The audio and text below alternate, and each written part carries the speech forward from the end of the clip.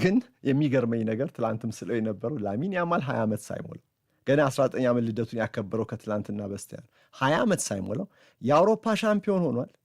የዓለም ዋንጫ ሻምፒዮን የመሆን እድል አለው። አንድ ጨዋታ ብቻ ነው የቀረው።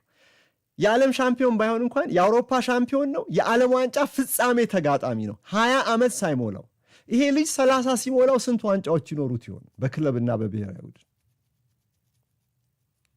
ይሄ ልጅ በምንጠብቀው ልክ ፐርፎርማንስ ግራፉ በቀጣዮቹ 10 ዓመታት እያደገ ከሄደ እንዴ ሌላ እኮ ጎት ክርክር ልናነሳ ነው። ያሳየው ተስፋ ሁሉ ወደዛ እያመራ እንደሆነም ያሳየው። እናም የግል ውጤታማነት ብቻ ሳይሆን የቡድን ውጤታማነት ላይም ያማል ተጠቃሽ ኮከብ። ግን 20 ዓመት አልሞላው። ግን የስፔን ብሔራዊ ቡድን በያማል እየታገዘ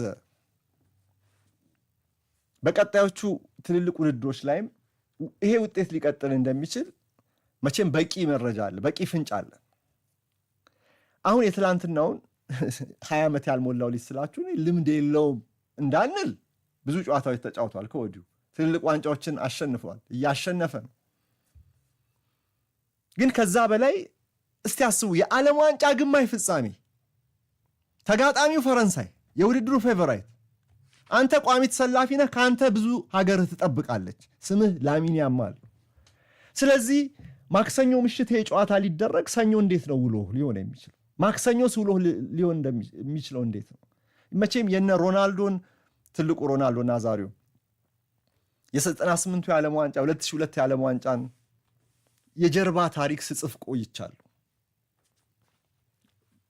በኢትዮ ስፖርት ጋዜጣ ላይ መጽሐፉን ስንተረጉም ሲሪያ ላይ ስናደርግ እና እዛ ውስጥ የምታዩት የዓለም ዋንጫ ግማሽ ፍጻሜ ላይ ያለው ጫና፣ በተለይ ከባድ ኃላፊነት የተሸከሙ እንደ ሮናልዶ እንደ ላሚን ያማል ያሉ ተጫዋቾች ከጨዋታው በፊት ባሉት ሰዓታት እና 1-2 ቀናት ውስጥ በምን አይነት የአእምሯዊ ጫና ተሽመድምደው እንደሚገኙ ትረዳላችሁ።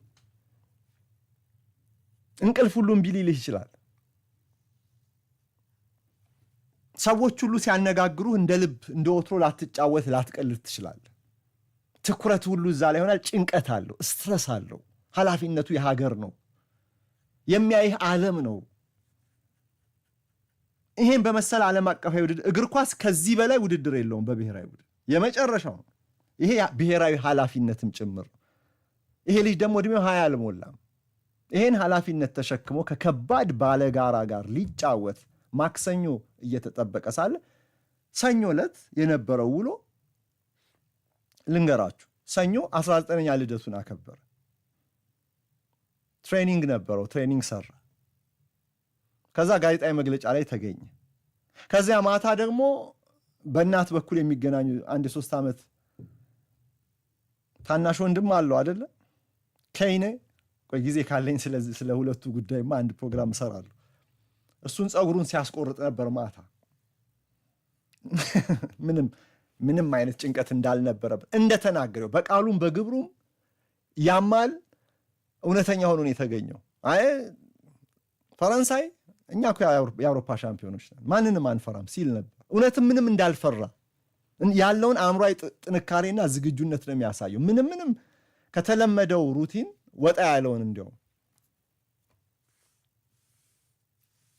የወንድሙን ፀጉር ሲያስቆርጥ ሲያመሸ ሲባል አስቡ እንግዲህ። ሲከታተሉት ስለነበረ እነዛን መረጃዎች ተንተርሼ ነው የምነግራችሁና ይሄን ኮንፊደንስ በስፔን ብሔራዊ ቡድን ውስጥም ትላንት አይተነዋል። በእርሱ ላይ ብቻ ሳይሆን እንደ ቡድን። ይሄ ነገር የትላንት ዓለም ዋንጫ ላይ ብቻ የታየ ነው ወይ? አይደለም። በኔሽንስ ሊግ 2023 አሸንፈዋል። የ2024 2023 ኔሽንስ ሊግን አሸንፈዋል። ዩሮ 2024ን አሸንፈዋል። 2025 ኔሽንስ ሊግን አሸንፈዋል። ሶስቱም የዋንጫ ባለቤት ሆነው ያጠናቀቁበት ነው። ኮንፊደንስ ጌጁ 100% ላይ ነው የሚያሳየው በስፔን